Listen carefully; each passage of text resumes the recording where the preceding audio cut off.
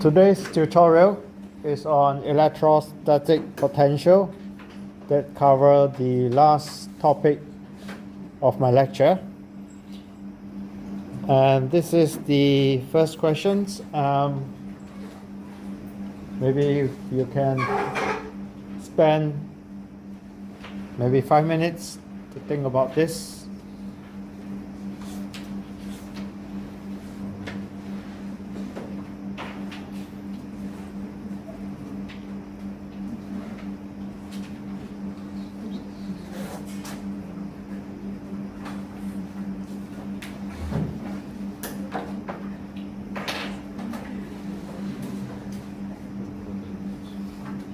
Okay, coaxial cable.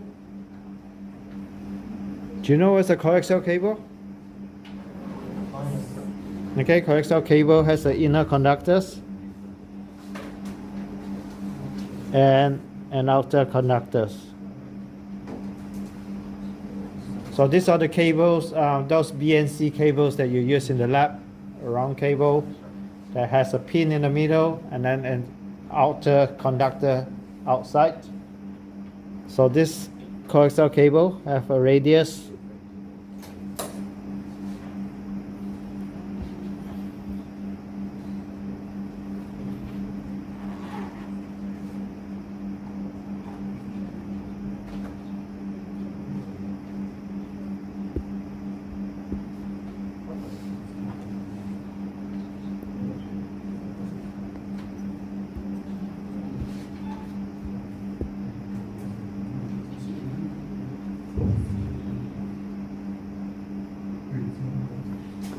So inner conductors has a radius A.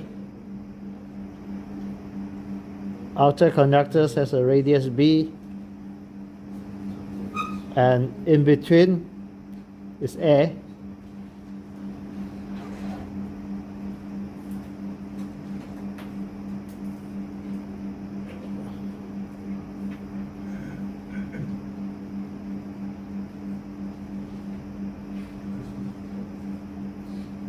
So if we connect this to the supply, we'll have positively charged in the center conductor, negatively charged on the outside conductor.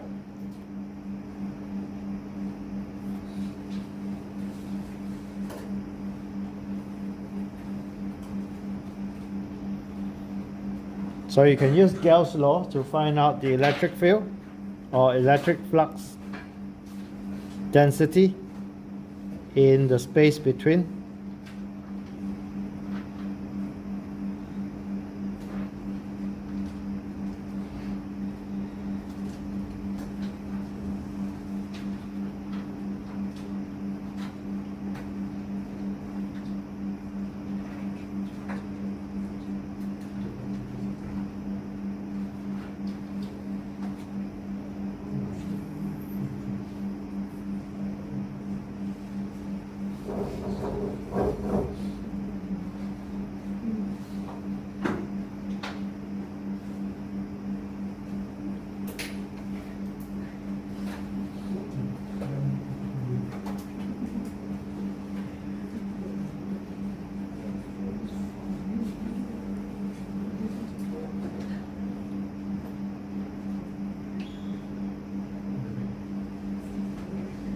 So the first thing you want to do is to work out the electric flux density.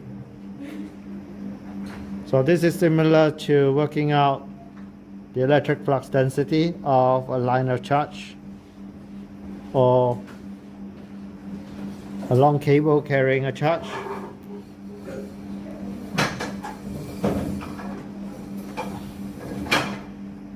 Let's say this has a charge density plus lambda.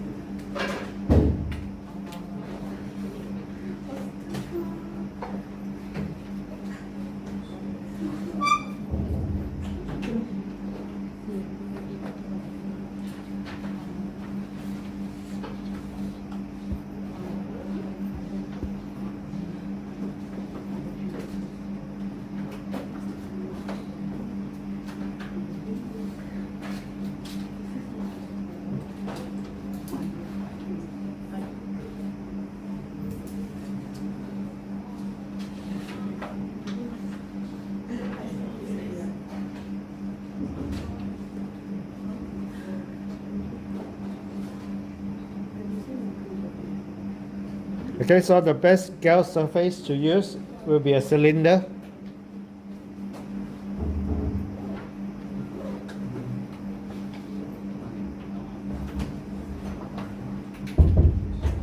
And then the electric flux density that is trading through the gauge surface will be only those on the curvature of the cylinder.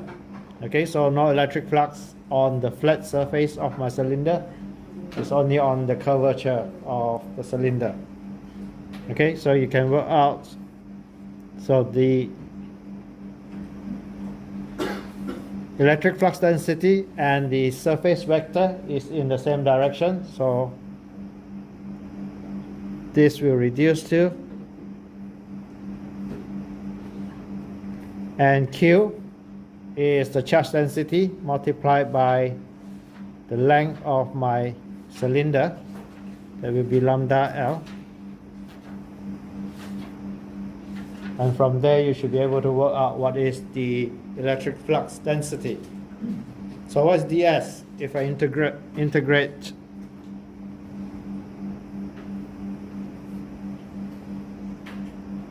the curvature of my cylinder?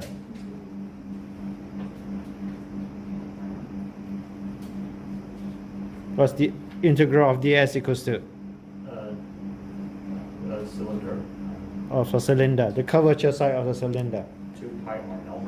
Okay, 2 pi r times L. Anyone doesn't know why?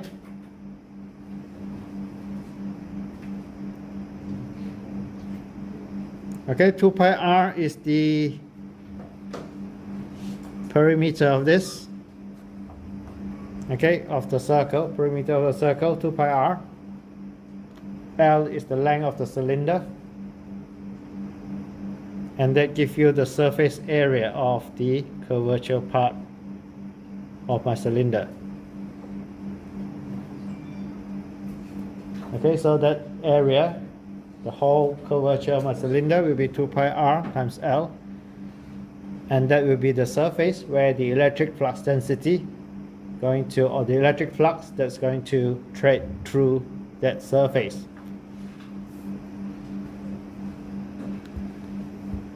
This flat surface and the other end of the cylinder surface,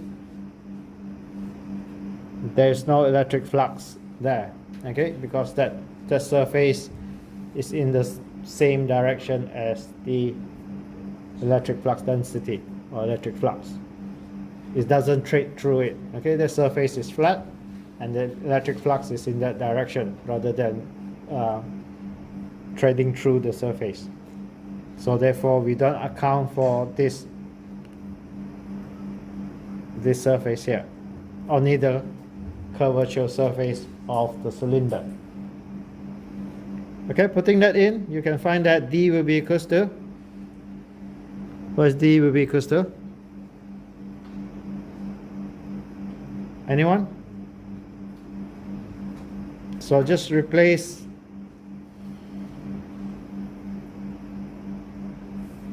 integral of ds with 2 pi r times L, and then times D will be equals to lambda L.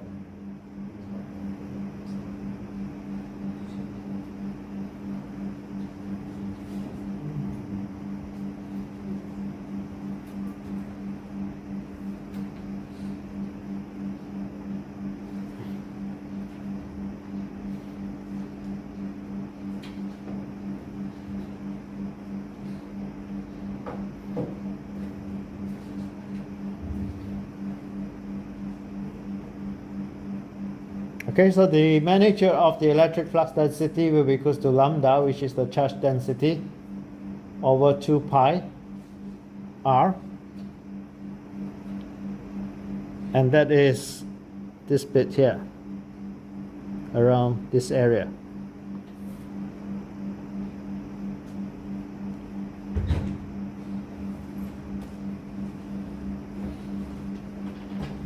Okay, that tells you that the electric flux density here, D,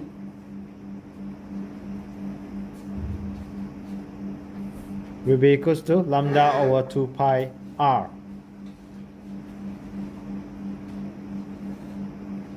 If you were to draw a Gaussian surface, the Gaussian surface of the whole coaxial,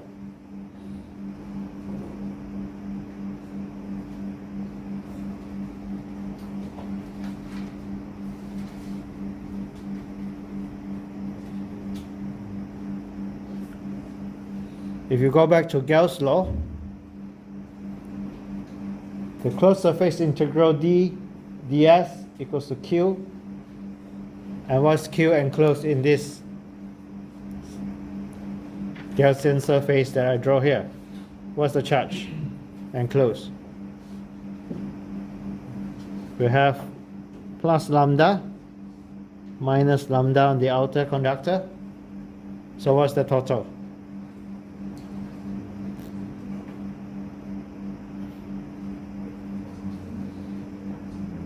So the charge will be plus lambda times L plus minus lambda times L.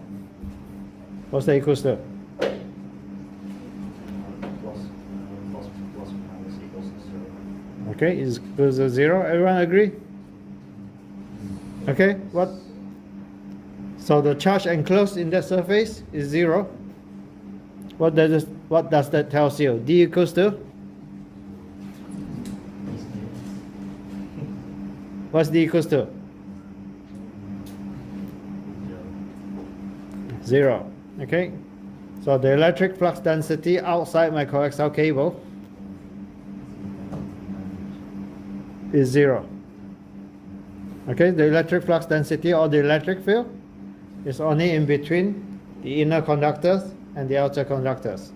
The electric field outside is 0. Okay, so this is similar to what we discussed about Faraday cage.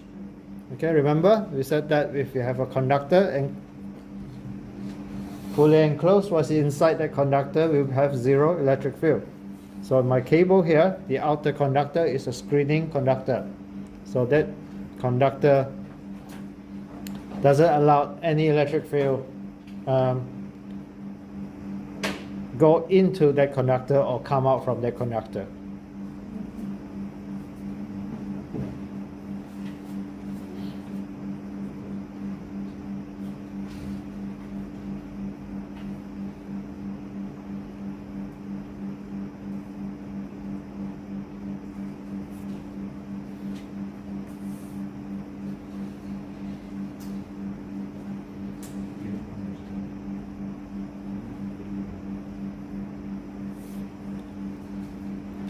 So we find the electric flux density in the space between the inner and the outer conductor. Then we can find what's the electric field. What's the relationship between D and E?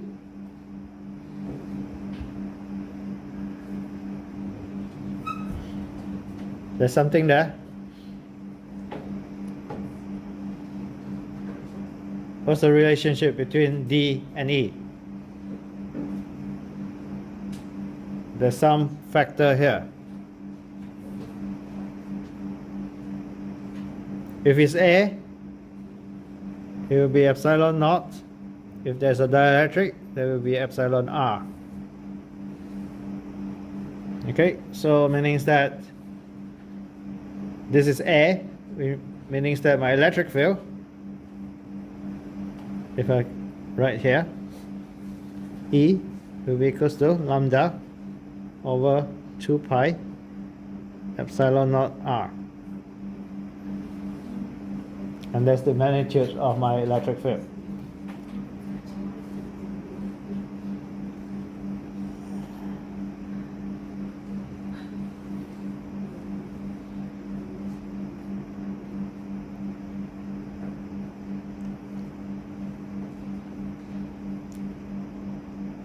So that's just the half of the story. What we have found so far is just the electric field. We want to show the potential difference between the inner and the outer conductor.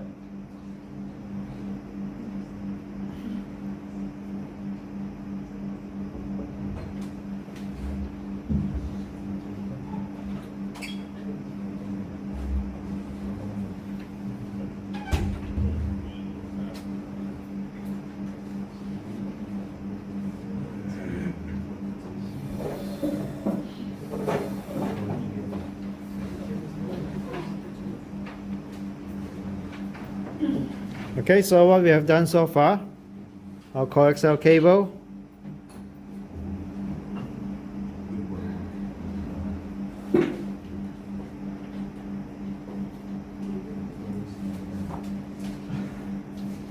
we work out that the electric field is equals to lambda over 2 pi epsilon naught r, and then this is in the radial direction.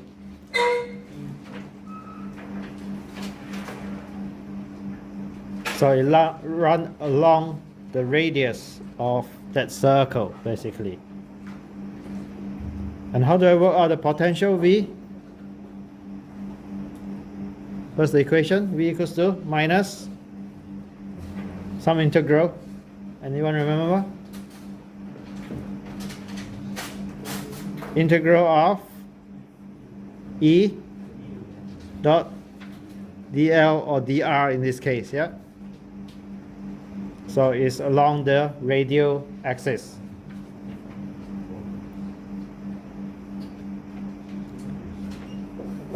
So it just happens that the electric field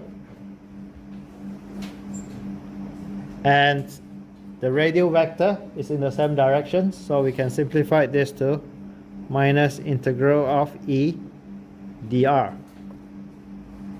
And E, magnitude of E is this. Okay, so E dot dr is equals to lambda over 2 pi epsilon naught r, my vector dr,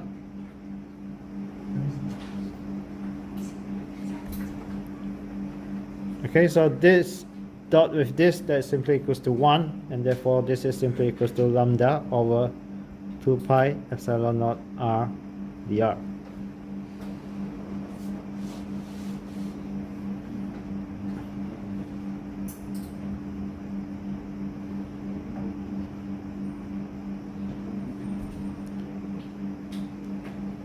And we integrate from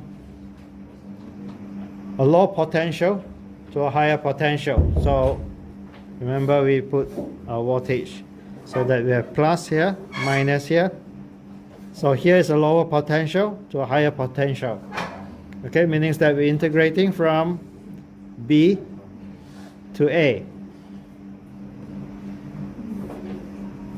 So V will be minus B to A lambda over 2 pi epsilon naught r dr, and this is equals to integral of A to B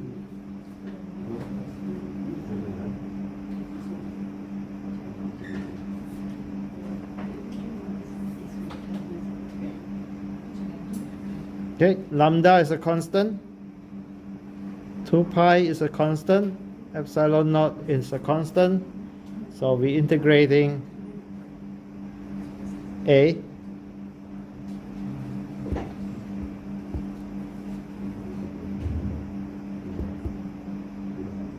to B dr over r. Integral of 1 over r, that will be natural log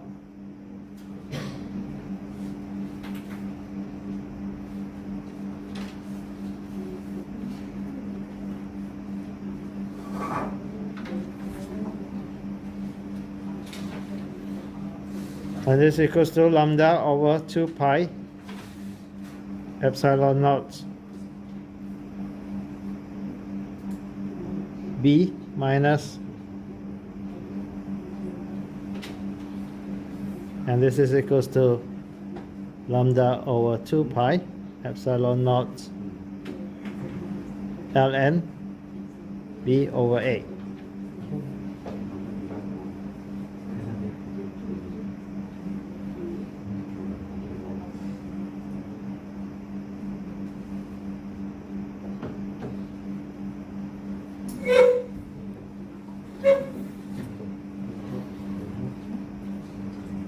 Okay, go back to our questions.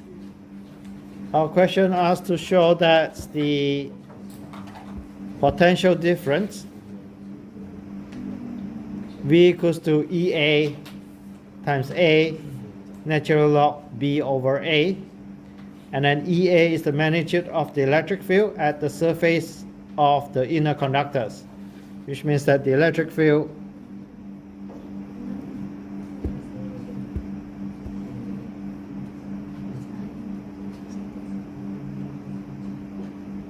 on this surface here. Okay, so that on that surface, which means that R is equal to A, and we work out that the electric field E is equal to lambda over 2 pi epsilon naught R. So on EA, okay, on the surface, on EA, at R equals to A,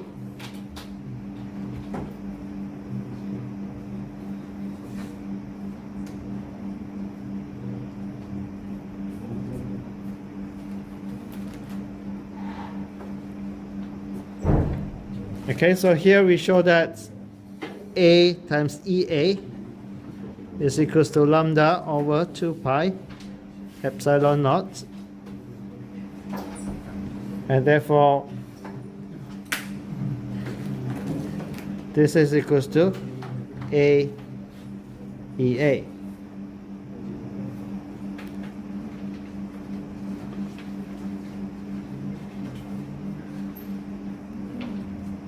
And this is what you're asked to prove in the questions.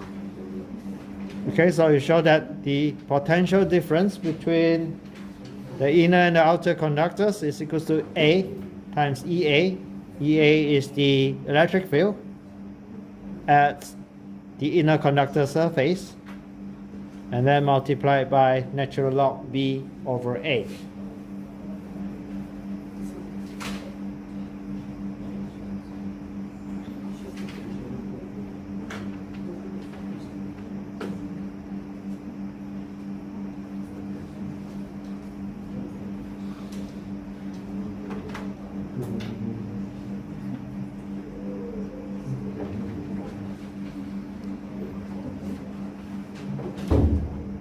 Okay, so what this question tests you is that you need to know Gauss law.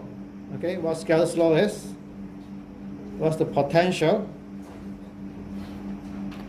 difference between two conductors? And then the rest is just manipulations of mathematics.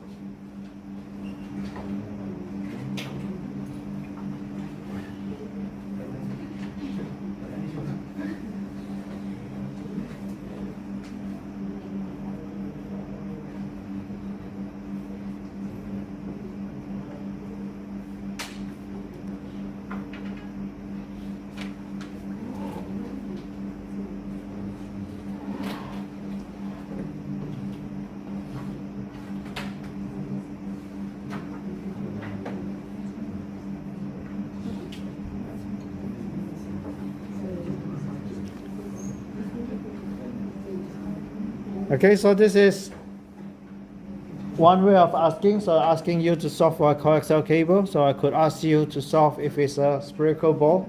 You want one inner spherical ball with another spherical ball outside. One have positive charge, one with a negative charge. Work out the electric field between them and the potential between them. That's one way of asking. Or it could be a parallel plate. Also something you could solve.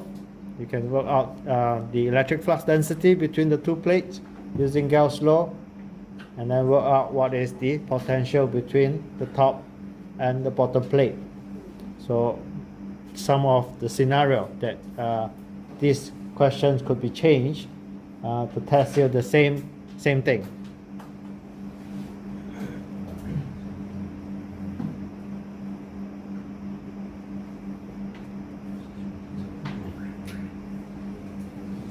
Okay, any questions on this? So two main ingredients you need to know: Gauss law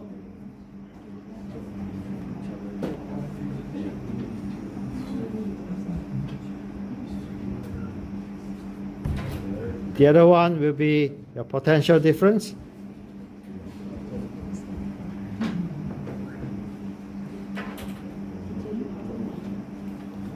Okay, if you know this too, then you'll be able to solve questions something like this.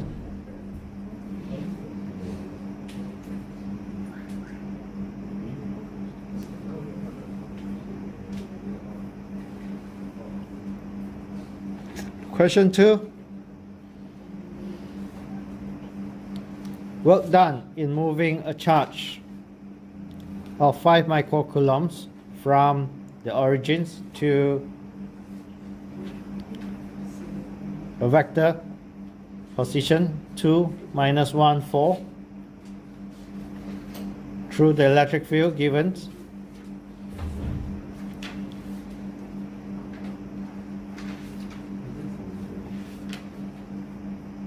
So again, very similar questions. So just now was a potential. This is work done. So work done is equals to V equals to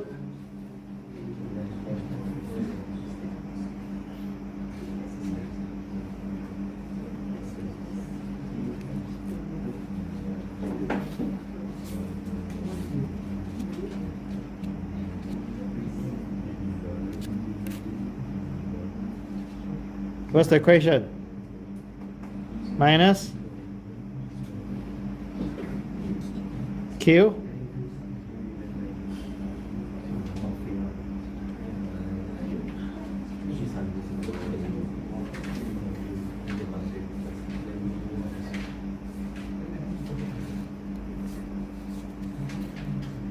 so just now we're solving without the Q, and now we are moving.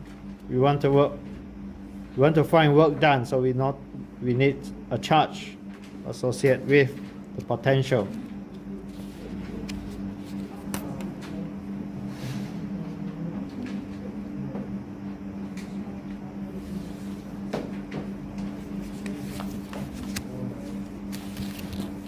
Okay, can try the first one, A.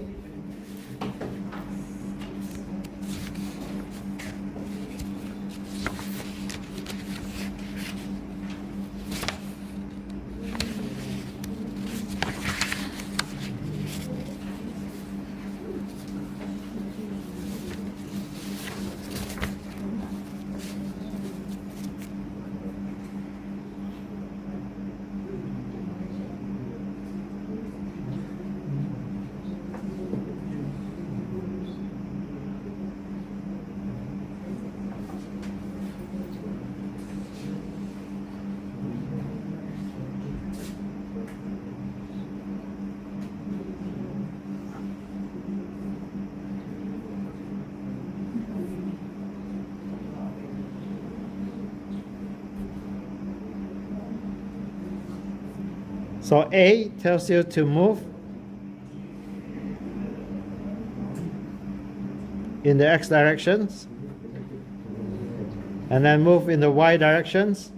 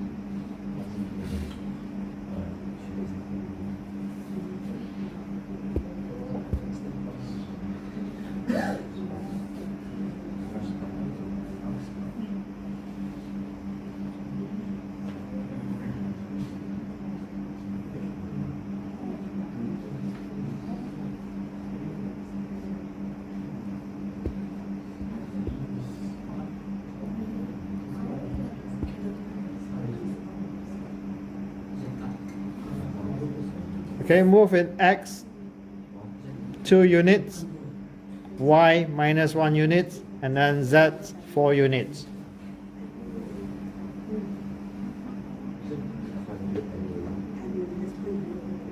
And then you get to the point 2 minus 1, 4. And then you ask to work out if you want to move a charge from the origins to this point here. The charge has a 5 microcoulombs, and then there's an electric field given by these E field equations there.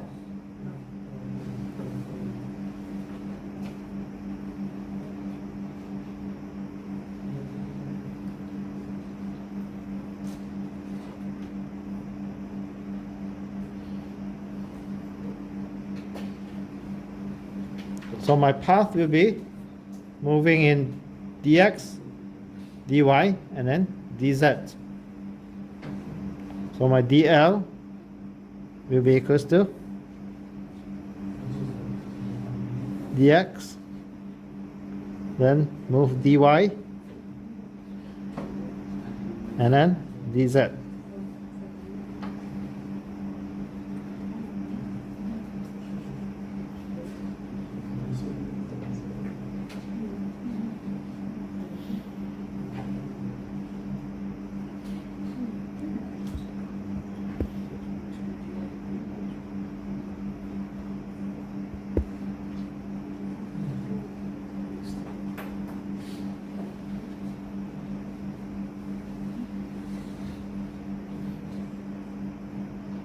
And then the E field is given up here, so that's the dot product of that two vector.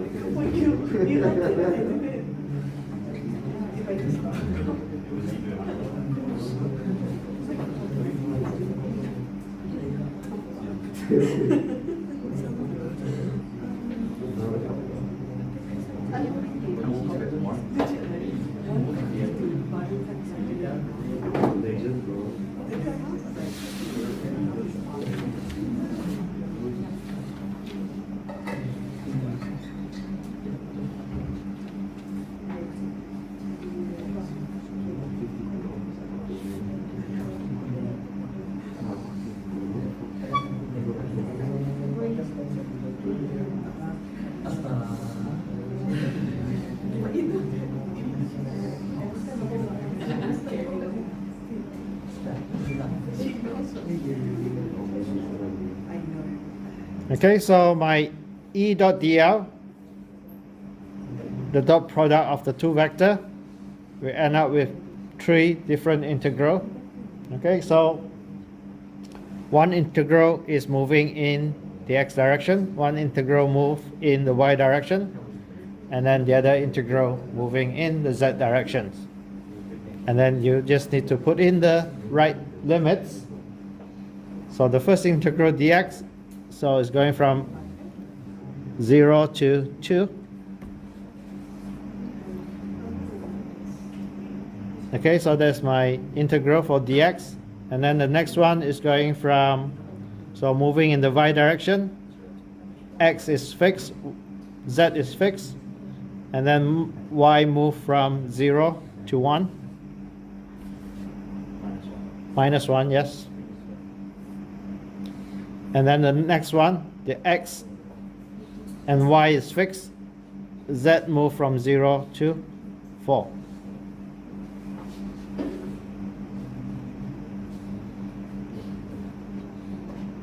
Okay, meaning that this integral go from x equals to 0 to 2, where y is equals to 0, z is equals to 0.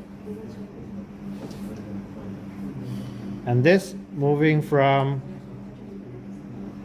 y equals to 0 to minus 1, where x is equals to 2, z is equals to 0. You are at this point here. And then you're moving to this. So x is 2, z is 0, and then y going from 0 to minus 1. Okay, I'm sure you can deduce what is the last one, what is the limits, and what is x and y.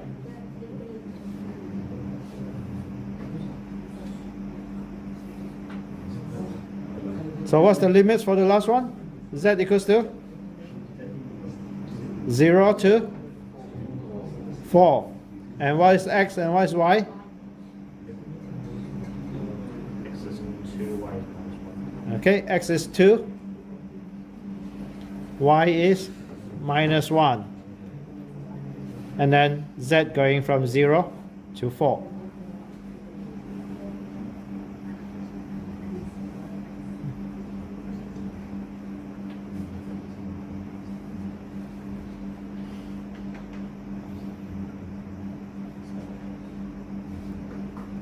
Put in the value, do the integrations. What do you get? Anyone? What's the work done?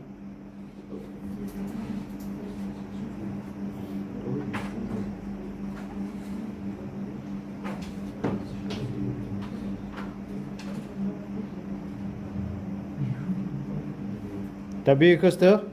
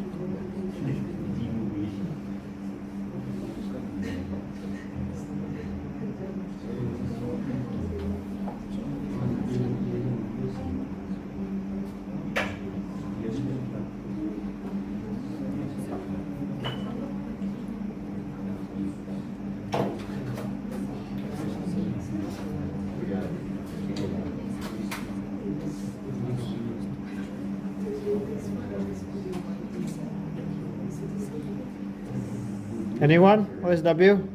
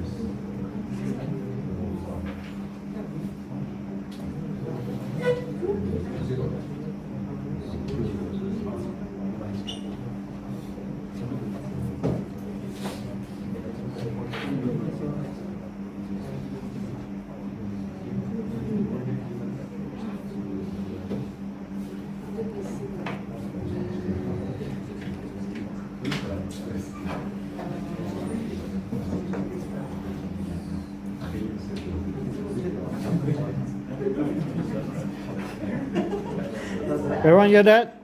W equals to 80 microjoules.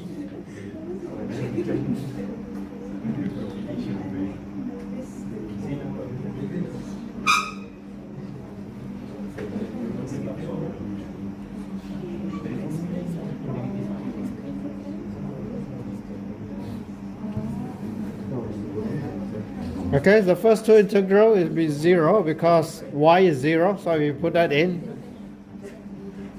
Then that will be 0 dx. It's going to be 0. The second integral, because z is equal to 0, so x squared times z, they're going to be 0. So 0 dy is still 0.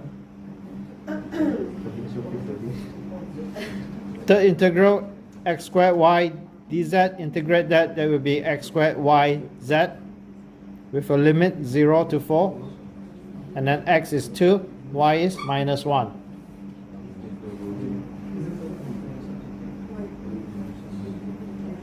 And they give you minus 16 times minus 5 microcoulombs. That gives you 80 microcoulombs. Yes. No, microjoules. Yeah, I got 8 after slight percent. Okay, so second questions. Straight lines over y equals to minus 2y, z equals to 2x, going from 0 origin to point P 2 minus 1, 4. So if you know your physics, work done, doesn't matter which path you take, it's going to be the same if you're going from point A to point B. Okay? So which means that the answer to this also 80 microjoules, but you need to know how to get there using these equations.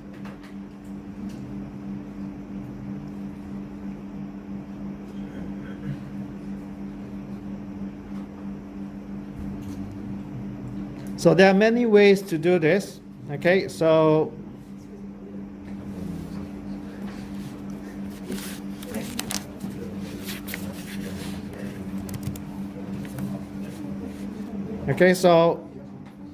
the straight line is x equals to minus 2y, and then z is 2x.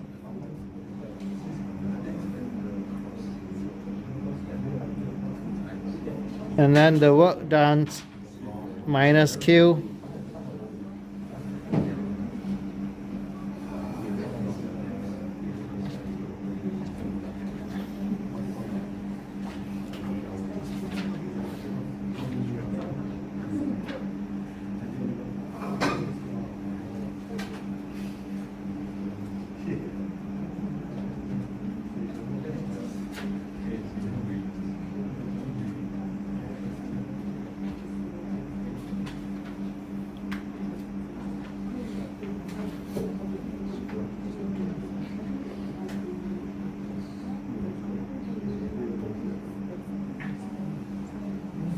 Okay, so you can either make everything into dx, okay, meaning that here dx equals to minus 2 dy,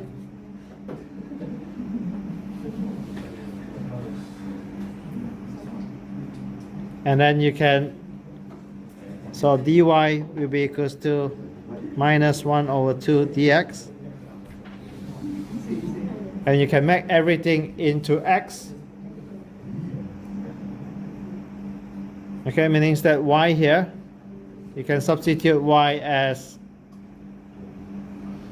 minus x over 2, and you can substitute z from here, z is 2x.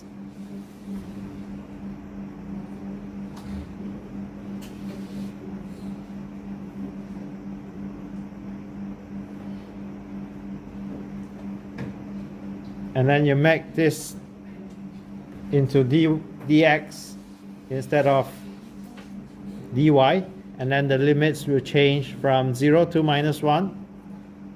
That will be a limit from 0 to 2 because that's the x direction. Okay, similarly you can make dz into dx. Again, the limits will become 0, x equals to 0 to x equals to 2. Or alternatively, you can keep it as dx, dy, and dz. So here you make all of this into dx, here you make all of it into y, and here you make everything into z.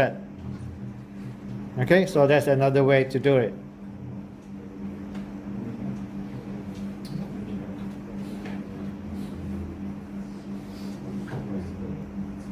So you make all this x, y, and z, everything into x. Here you make everything into y.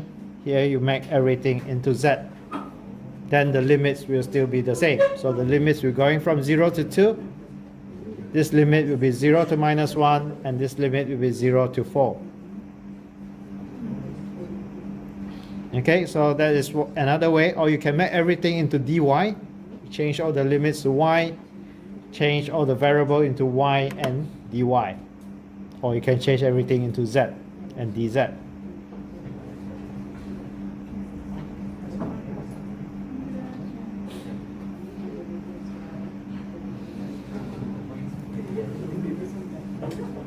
Okay, so meaning that there are 4 different possibilities of solving these problems.